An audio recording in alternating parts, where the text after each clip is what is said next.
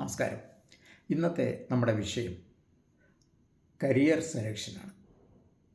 Career selection എന്ന് പറയുമ്പോൾ നമുക്കറിയാം പല ഫീൽഡിലുണ്ട്. ഒരു വിദ്യാർത്ഥിയെ സംബന്ധിച്ചോളം അവനൊരു കരിയർ സെലക്ഷൻ നടത്തുന്ന ഒരു 10ാം ക്ലാസ്സിന് ശേഷമാണ്. അടുത്ത വിഷയം താൻ എന്തെടുക്കണം, +1-ന് ഏത് വിഷയം എടുക്കണം എന്ന് തീരുമാനിക്കാനുള്ള ഒരു സമയമാണ് 10ാം ക്ലാസ് പാസ്സാകുന്ന ആ സമയം. 10ാം ക്ലാസ് വരെ പഠിച്ചൊരു കുട്ടിക്ക് തൻ്റെ ഫോക്കസ് ഏതിലായിരിക്കും, തൻ്റെ ഏത് വിഷയത്തിലാണ് തനിക്ക് കൂടുതൽ പ്രാവീണ്യമുള്ളത് എന്നവന് മനസ്സിലാക്കാനുള്ള ഒരു കഴിവുണ്ടാവും. കുട്ടിക്കും കുട്ടിയുടെ പേരൻസിനും അധ്യാപകർക്കും തിരിച്ചറിയാം. കാരണം അവൻ്റെ വ്യക്തിത്വം ഏതാണ്ട് പൂർണ്ണമായി വരുന്ന ഒരു പ്രായമാണ് ഈ 15-16 വയസ്സാകുന്ന സമയം. ആ സമയത്ത് അവനറിയാം ഫ്യൂച്ചറിൽ താൻ ആരാവണം, എന്താവണം എന്ന്. അതിനു മുമ്പ് പറഞ്ഞാൽ അത് സ്വന്തം ആഗ്രഹം കൊണ്ടൊക്കെ പറയുന്നതാണ്. എന്നാൽ 10ാം ക്ലാസ് കഴിഞ്ഞ കുട്ടിക്ക് അറിയാം താൻ ഏത് വിഷയത്തിലാണ് തനിക്ക് ഫോക്കസ് ചെയ്യാൻ കഴിയുന്നതെന്നുള്ളത്. ഇപ്പോൾ തൊഴിൽ ഒരു വിദ്യാർത്ഥിക്ക് മാത്രമല്ല, ഒരു തൊഴിലന്വേഷകന് തൻ്റെ വിദ്യാഭ്യാസവും തൻ്റെ അറിവും പരിചയമൊക്കെ വെച്ചിട്ട്, ജോബ് നോളജൊക്കെ വെച്ചിട്ട് വേണം ഒരു ജോബ് അല്ലെങ്കിൽ ഒരു ജോലി തിരഞ്ഞെടുക്കാനായിട്ട്. ഇഷ്ടമല്ലാത്ത അല്ലെ തനിക്ക് സൂട്ടബിളല്ലാത്തൊരു ജോലി തിരഞ്ഞെടുത്താൽ അതിലൊരിക്കലും നമ്മൾ ഒരു വിദഗ്ധനാവുകയില്ല. നമ്മൾ അത് ചെയ്തു പോവും, തട്ടിമുട്ടിയും പോവും എന്നേ ഉള്ളൂ. അതിൽ വൈദഗ്ധ്യം നമുക്കുണ്ടാവണമെന്നുണ്ടെങ്കിൽ നമ്മൾ ആ വിഷയത്തിൽ നമുക്ക് താല്പര്യമുണ്ടായിരിക്കും.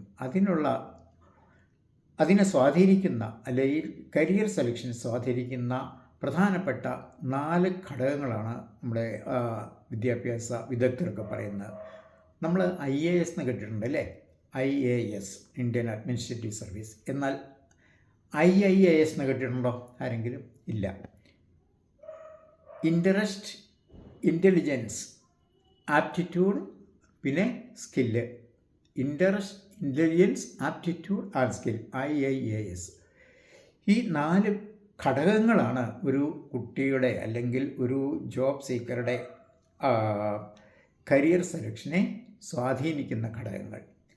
ഇൻട്രസ്റ്റ് എന്ന് പറഞ്ഞാൽ, അതായത് ഒരു വിഷയം നമ്മൾ പഠിക്കുകയാണെങ്കിൽ ആ വിഷയത്തിൽ മനസ്സിരുത്തിക്കൊണ്ട് ഒരു ജോലി ചെയ്യുകയാണെങ്കിൽ അതിൽ മനസ്സ് താല്പര്യത്തോടു കൂടി സമയം സ്പെൻഡ് ചെയ്യാൻ നമുക്ക് ഇഷ്ടമുള്ളൊരു വിഷയം, അതിനാണ് നമ്മൾ ഇൻട്രസ്റ്റ് എന്ന് പറയുന്നത്. അതേസമയത്ത് ഇൻ്റലിജൻസ്, അതായത് എടുത്തിരിക്കുന്ന വിഷയം പഠിക്കാനുള്ള ബുദ്ധി തനിക്കുണ്ടോ എന്നുള്ളത് മനസ്സിലാക്കണം. എല്ലാ കാര്യവും എല്ലാവരും എല്ലാം എടുത്താൽ പഠിക്കാൻ പറ്റില്ല. സയൻസിനോട് താല്പര്യമില്ലാത്ത ഒരാൾ സയൻസ് വിഷയം എടുത്തു കഴിഞ്ഞാൽ ആൾക്കതിൽ പ്രാവീണ്യം നേടാൻ പറ്റില്ല.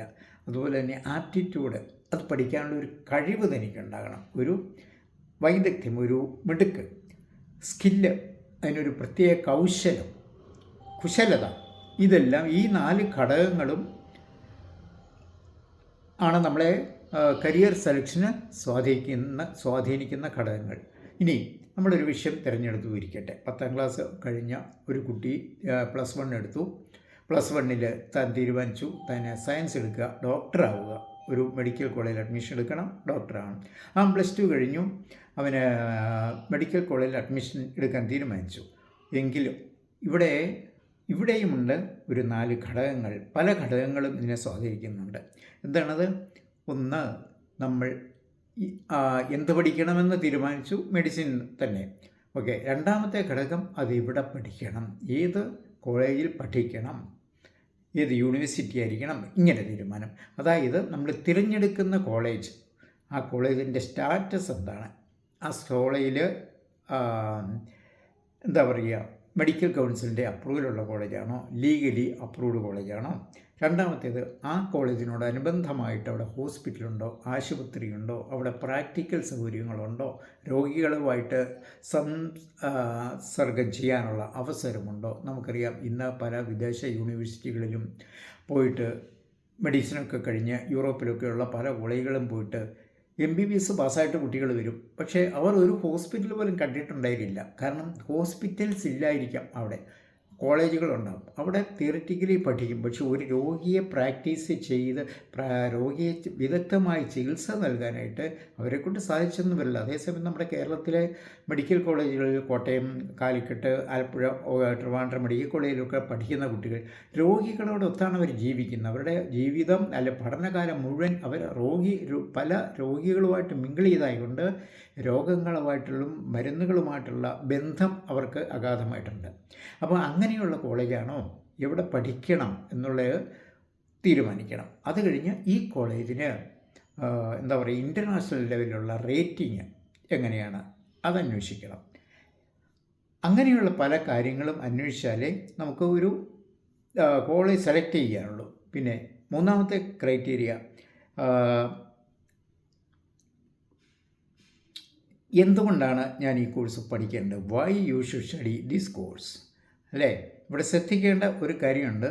Y you should study this course എന്ന് പറയുമ്പം എന്താണ് എനിക്കിവിടെ പഠിക്കാനുള്ള ഒരു യോഗ്യതയുള്ളത് എന്നുകൂടിയുണ്ട്. യോഗ്യത ഇല്ലാത്ത ഒരാളിന്, ഞാൻ ആദ്യം പറഞ്ഞതുപോലെ, ഒരു യോഗ്യതയില്ലാത്ത ആളിന് അത് പഠിക്കാൻ പറ്റില്ല, ഒരു കരിയർ സെലക്ട് ചെയ്യാൻ പറ്റില്ല. അപ്പോൾ എനിക്കതിനുള്ള സ്കില്ലുണ്ടോ, ഒന്നാമത്തെ കാര്യം. രണ്ടാമത് എനിക്കതിനുള്ള ആപ്റ്റിറ്റ്യൂഡുണ്ടോ. ഒരാളുടെ സ്കില്ല് പറഞ്ഞു, അവർ ഈ മെഡിക്കൽ കോളേജുകളും എല്ലാമായിട്ട് ബന്ധപ്പെട്ട രോഗികളുമായിട്ട് മിങ്കിൾ ചെയ്യുമ്പം അറിയാം അതിന് തനിക്ക് താല്പര്യമുണ്ടോ. ആ രോഗികളുമായിട്ട് മിങ്കിൾ ചെയ്യാനും അവരുമായിട്ട് സംസർഗം പുലർത്തിപ്പോകാനും താല്പര്യമുള്ള ഒരാളിന് മാത്രമേ ഒരു ഡോക്ടറാകാൻ സാധിക്കുള്ളൂ. അപ്പം ഒരാളിൻ്റെ വ്യക്തിത്വത്തെ, അല്ലെ ആ മെഡിക്കൽ ഒരു ഡോക്ടർ എന്ന പ്രൊഫഷനെ സ്വാധീനിക്കുന്ന ഘടകങ്ങളാണ് അവിടെ അയാളുടെ കരിയർ ഡെവലപ്പ് ചെയ്യുന്ന ബാക്ക്ഗ്രൗണ്ടുകളാണ് ഒരു അവിടെ വർക്ക് എക്സ്പീരിയൻസ്, അല്ലെ ജോലി സ്ഥലത്ത് നിന്ന് സമ്പാദിക്കുന്ന അതിലൂടെ കിട്ടുന്ന സ്കില്ല്, സ്വന്തമായിട്ടുള്ള പേഴ്സണൽ സ്കില്ല്, വ്യക്തിപരമായിട്ടുള്ള സ്കില്ല്, സ്വന്തം ബുദ്ധി ഉപയോഗിച്ചുള്ള വികസനം, ഇതൊക്കെയാണ് ഈ തൊഴിൽ പ്രാവീണ്യം നേടുന്ന ഘടകങ്ങൾ.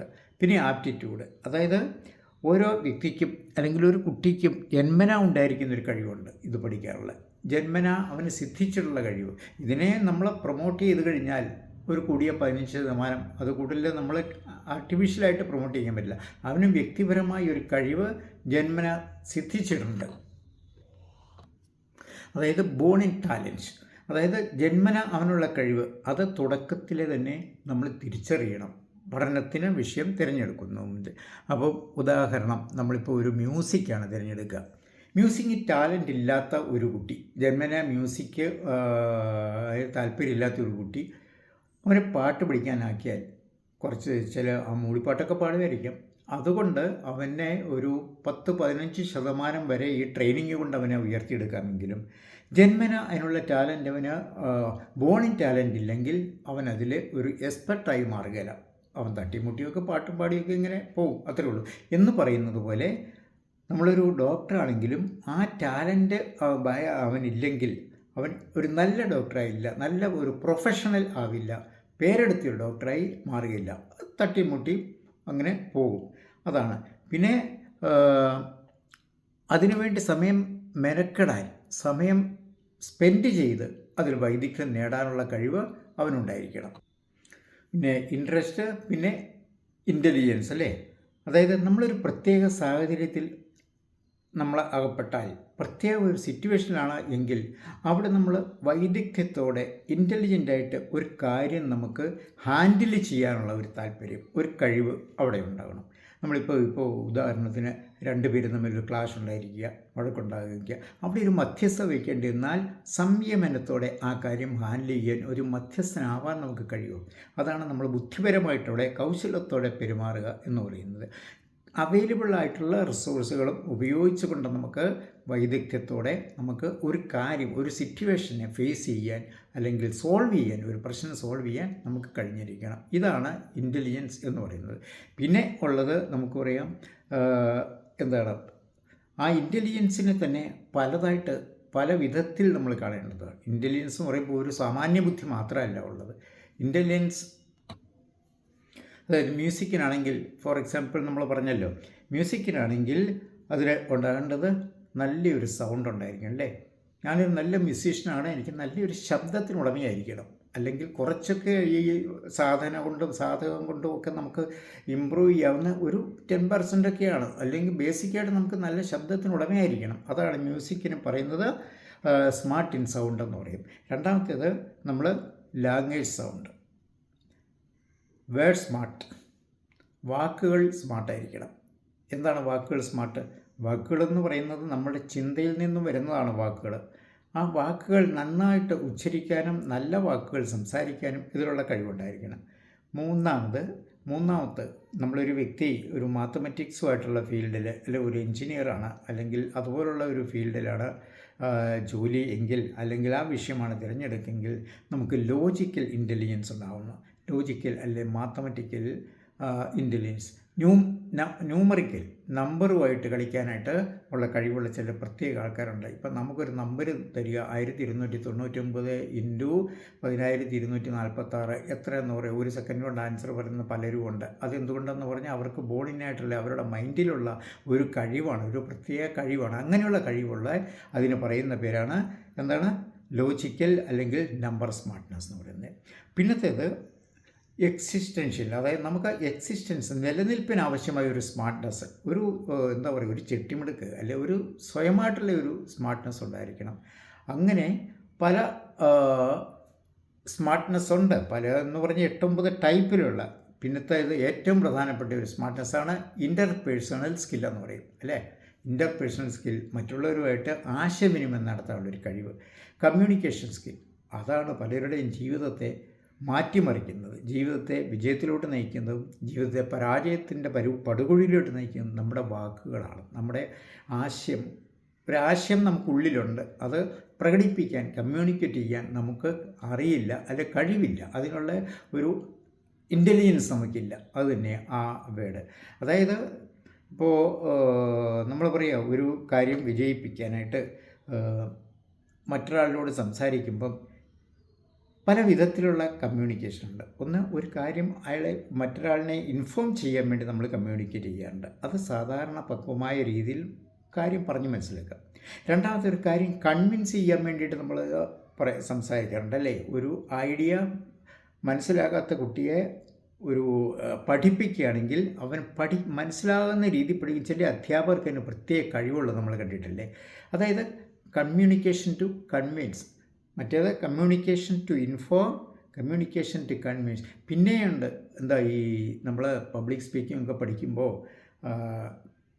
എന്താ പറയുക, ഇംപ്രോംപ്റ്റ് സ്പീക്ക് എന്ന് പറയും. അതായത് ഒരു പ്രത്യേക സാഹചര്യത്തിൽ, പ്രത്യേക സിറ്റുവേഷൻ പെട്ടെന്ന് നമ്മൾ ഒരു പ്രശ്നം സംസാരിക്കേണ്ടി വരിക, ഒരു പ്രത്യേക ഒരു അവസരത്തിൽ നമുക്ക് സംസാരിക്കാൻ അവസരം ഉണ്ടാകുക, അവിടെ സംസാരിക്കേണ്ടി വരിക, അതിനുള്ള ഒരു കഴിവ്. ഇതെല്ലാം പ്രത്യേക രീതികൾ, അത് നമുക്ക് ട്രെയിനിങ്ങിലൂടെ ഇതൊക്കെ നേടിയെടുക്കാൻ കഴിയും. ഇങ്ങനെയുള്ള കമ്മ്യൂണിക്കേഷൻ, അതുപോലെ തന്നെ ഇൻ്റർപേഴ്സണൽ സ്കില്ലാണ് ഇത് പറയുന്നത്. കമ്മ്യൂണിക്കേഷൻ, മറ്റുള്ളവരുമായിട്ട് കമ്മ്യൂണിക്കേറ്റ് ചെയ്യുക. ചിലർ കമ്മ്യൂണിക്കേറ്റ് ചെയ്യുമ്പോൾ നമ്മൾ കണ്ടിട്ടുണ്ടാവും, വാക്കുകൾ വളരെ പോളിഷ് ചെയ്തും വളരെ ലെജിബിളായിട്ടും ക്ലിയറായിട്ടും ക്ലാരിറ്റിയോടെയും സംസാരിക്കുന്ന കണ്ടിട്ടുണ്ട്. വളരെയധികം ആശയങ്ങൾ വളരെയധികം കുറഞ്ഞ വാക്കുകളിൽ കമ്മ്യൂണിക്കേറ്റ് ചെയ്യാൻ ചിലർക്ക് കഴിയും. ചിലർക്ക് ചെറിയൊരാശയം മറ്റുള്ളവരെ പറഞ്ഞ് മനസ്സിലാക്കണം, വളരെയധികം വളച്ചു കെട്ടി സംസാരിച്ച് പോകേണ്ടി വരും ഇല്ലേ. അങ്ങനെയും ചിലരുണ്ട്. നമ്മൾ പല ടൈപ്പ് സെയിൽസ്മാൻമാരുടെ സംസാരമുണ്ട്, വക്കീലന്മാരുടെ വാദങ്ങളുണ്ട്, ചാനലുകളിൽ ചർച്ചയ്ക്ക് വരുന്നവരുടെ സംസാരങ്ങളൊക്കെ നമ്മൾ കേട്ടിട്ടില്ലേ. അതായത് ഒന്നും ഒരിടത്തും എത്തിക്കാതെയുണ്ട്, എന്നാൽ കുറഞ്ഞ വാക്കുകൾ സംസാരിക്കുന്ന എക്സ്പേർട്ട് ആൾക്കാരുടെ പ്രൊഫഷണലിസം. അതായത് നമ്മൾ ഇതിനകത്തുള്ള വാക് ചാതുരി, വാക് പ്രഭുത്വം, വാക് മികത്വം, ഇങ്ങനെ പല വിധത്തിലാണ് കമ്മ്യൂണിക്കേഷൻ ഉള്ളത്. അപ്പോൾ ആ കമ്മ്യൂണിക്കേഷൻ സ്കില്ല് വളരെ ഇമ്പോർട്ടൻ്റ് ആണ്.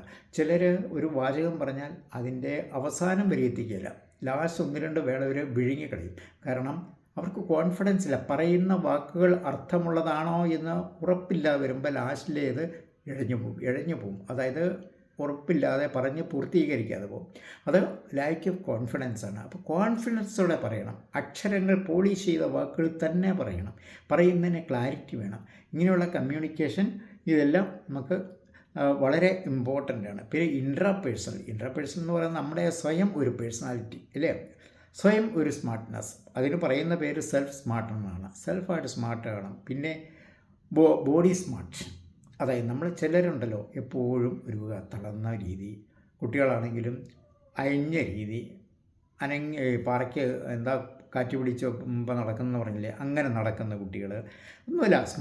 ബോഡി സ്മാർട്ട് എന്ന് പറയും. എപ്പോഴും വിജിലൻ്റ് ആയിരിക്കണം, വളരെ ആക്റ്റീവായിട്ടുള്ള.